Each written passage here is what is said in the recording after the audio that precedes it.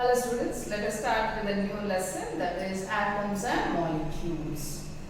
Ancient Indian philosophers and Greek philosophers, they always wondered what is a matter made up of. They wanted to know the unknown and unseen form of matter. That is, they know what is matter. By now we know what is matter, right? But they always wondered the unknown and unseen form of matter. Unseen form of matter. That is, we know now there are so many substances around us which we now call it matter. This is matter. We don't know what, they want to find out what is this matter made up of. That is what? The unknown and unseen form of matter. The ancient Indian sage by name Kanada, he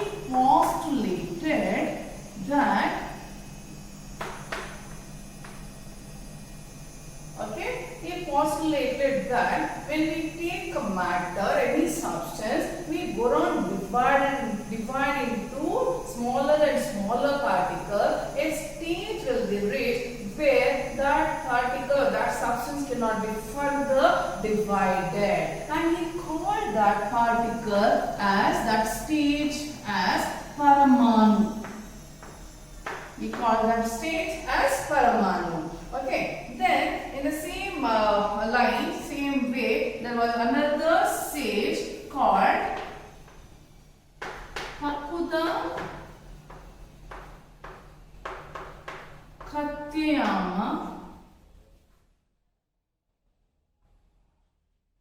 He also reasoned out in the same line as Kanada, and he says that in the matter, the substances, whatever is there in the matter, is always present in the combined form.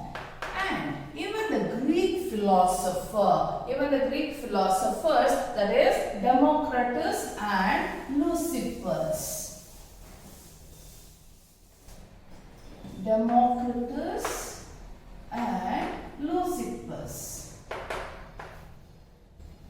Even they also told the substances, the matter, if at all you go on to break it, okay, divide it into smaller and smaller particles, a stage will be reached which cannot be further divided. And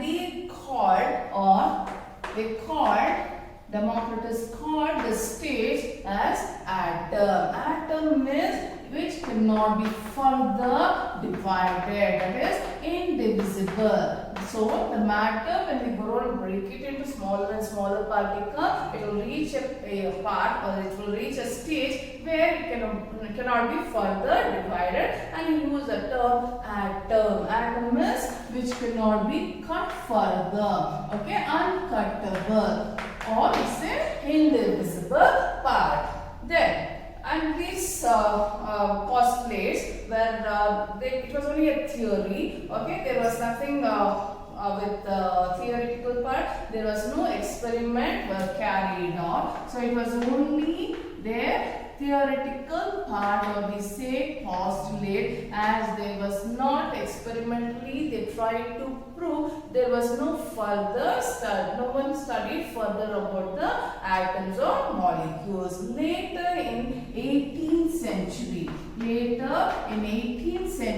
the scientists understood about elements and compounds. When they came to know about elements and compounds, so they wanted to know why elements combine, and when they combine, what will happen, okay. So that curiosity led to further research in the field of chemistry, okay. And Anthony L. Lavoisier was the person who laid foundation in the study of chemical sciences, and he formulated two laws. Anthony L. Lavoisier,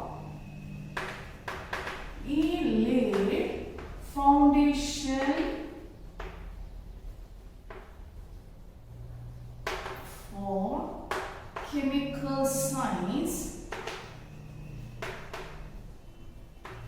by formulating two laws. Two laws. Okay, two laws. The laws of combination. Laws of chemical combination.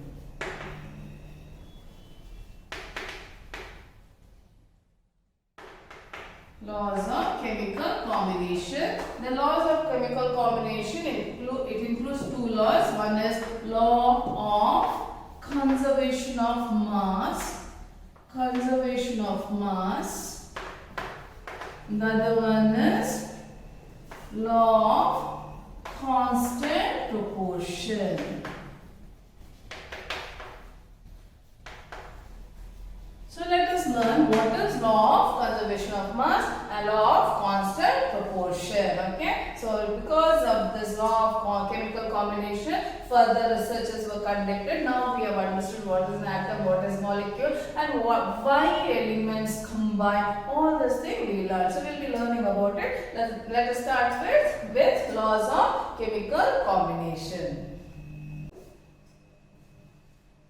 So Antoine L. Lavoisier, he formulated two laws of chemical combination. One is the law of conservation of mass, other one is law of constant proportion. So to understand, there is a small activity given here in your textbook. So let us go through that to understand. The first one is the law of conservation of mass. Already we know what is law of conservation of mass. That is, matter cannot be created nor destroyed. So here in this experimental setup, here we have taken one conical flask. It is a conical flask. In this conical flask, I have taken solution of sodium chloride. And in the ignition tube is a small test tube kind of thing. I have taken solution of lead nitrate and it is tied securely and it is closed with the help of a cork. Now, this entire experimental setup should be weighed because we know that according to the law of conservation of mass, matter cannot be created. You know very well, matter cannot be created nor destroyed. So we have to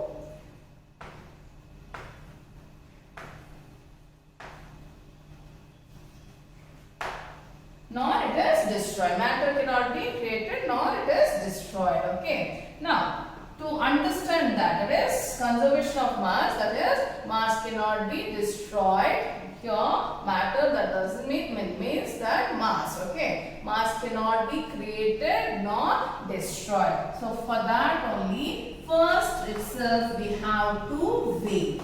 First we have to weigh the entire experimental setup. Entire experimental setup we have to weigh and we have to note down the measurement. Now what we have to do, we have to tilt the ignition tube so that the content which is present in the ignition tube, that is here lead nitrate, should come in contact with the sodium chloride. So how to do it? We have to tilt the experimental setup so that even the ignition tube will be tilted and the substance comes out, and slowly we have to swirl. Swirl means what? To rotate. We have to rotate. Now we have to see if there is any reaction takes place or not. What do you think? Do you think that any reaction will take place here? Okay, let us write down. So what we have taken? We have taken lead nitrate, solution of lead nitrate, and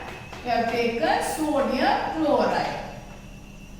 So when we look at the compound here, so we know a reaction will definitely will take place here because this will be a double displacement reaction. Okay, double displacement reaction will take place here because you know here lead is positive ion and nitrate is negative. Sodium is positive and chlorine is negative, right? So now what will happen? A reaction will take place. This is a precipitation reaction. So which will result in the formation of lead chloride and sodium nitrate.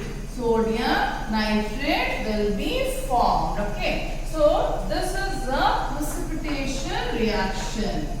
Precipitation reaction will take place. Now, so one thing sure, now a reaction has taken place. Do you think any gas is liberated? No. No gas has been liberated here. Okay. So now if there are other compounds given in your textbook, they have given one more aided, and if at all if any gas is liberated and you have not covered it with the cork, the gas will be released and there will be change in its mass. So we don't want any such thing to happen. That's why before only we have closed it with the cork. So here I have taken lead nitrate and sodium chloride. So here there is no liberation of gas. Okay, only this form lead chloride as well as sodium nitrate. After the reaction, once again we have to weigh, and to your surprise, it will be same. Even after a chemical change, there is change in the product, right? So you have taken that is lead nitrate and sodium chloride, two compounds we have taken, which has resulted in the formation of lead chloride plus sodium nitrate as formed. Okay, so there is nothing losses seen, because when after the reaction, when we weigh also, it will show the same weight which was before the experiment. Whatever the weight we had noted, same weight will be seen even after the chemical reaction. Why we have to put the cork? Because the compound X and Y, we don't know whether after reaction any gases released. For the gas should not escape, for that reason only cork has been placed. I hope you have understood. So which proves that matter or the mass cannot be created nor it gets destroyed. Now let us learn law of constant proportion. So what does law of constant proportion says? Law of constant proportion says that you take any compound from any part of the world. You have taken water, or you have taken calcium carbonate, or you have taken ammonia. You take from any part of the world, the proportion will be same. No matter from whichever place you are obtaining that substance, the proportion, if it is water, it will be 2:1 only. That is, the hydrogen will combine the ratio of 2:1. So let us see what is law of constant proportion. So next we will go to law of constant proportion. So what is this law of constant proportion? Law of constant proportion, otherwise it is also called law of definite proportion. That means whenever an elements combine to form compound. That is, when Lavoisier and other scientists try to find out, when they try to experimentally find out so many things, they noted that a compound is always formed out of 2 or 3 elements, right? We know very well. A compound is always formed when 2 or more elements combine chemically. And they also surprised that particular compound, in that compound, the elements are always found in the same ratio. That's why I told you, whenever water is formed, always we find that hydrogen, that is 2 atoms of hydrogen, combines with 1 atom of oxygen. That is when water is formed. So here they were surprised to see that the compound, the elements in the compound always are present in a definite proportion, or we say same or fixed proportion. This law of constant proportion was given by Joseph Proust. Okay, what he says is that in a chemical compound or a substance, the elements are always present proportion by mass. Okay, let us try to find out, understand what does this law states. So let us take the compound water. So water, the ratio of mass of hydrogen to the mass of oxygen is always 1:8. So the ratio of mass of hydrogen to the mass of oxygen is always 1:8. That is, okay, let us take water, that is H2O, we know very well. So what is the mass of hydrogen? We know it is 1. Okay, now the mass of hydrogen is 1. Now here we have 2 atoms of hydrogen. So what is the mass of oxygen? It is 16. Mass of oxygen is 16. So you know the ratio. So whenever we get water from anywhere, you are taking it from a river, lake, pond or the rainwater, the ratio of mass of hydrogen to the mass of oxygen is always 1:8. This is how we get 1:8 if it is water. If we take 9 gram of water and we decompose that water, you will get hydrogen and oxygen in the ratio 1:8. Same thing with NH3. What is NH3?